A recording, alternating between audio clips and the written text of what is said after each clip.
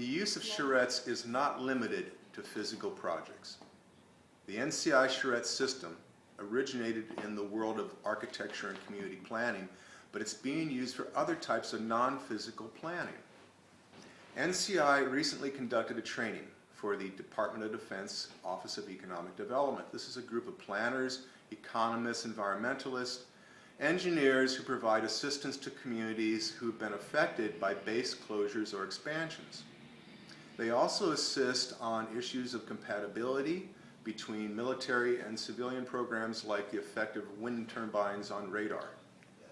So at the training, one of the case studies involved a base expansion that required a regional response to infrastructure improvements.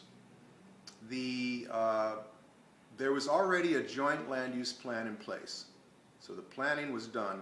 What was really needed was an action plan agreed upon by various state and local agencies and cities.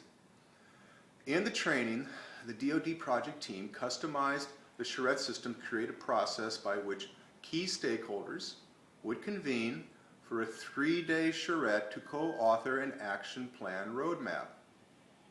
This process includes a pre-charrette period during which core stakeholder group develops several alternative roadmaps that are brought into the charrette. And then during the charrette, the larger group of key stakeholders are involved in a series of feedback loops, usually 3 feedback loops, over the course of the 3 days, where they review, debate, and synthesize the best ideas from each alternative. Then the core group takes the results of each feedback session to develop a final preferred roadmap that's presented and approved by the larger key group on the last day of the charrette. So charrettes aren't just for physical planning. This approach is really the quickest way to arrive at an action plan.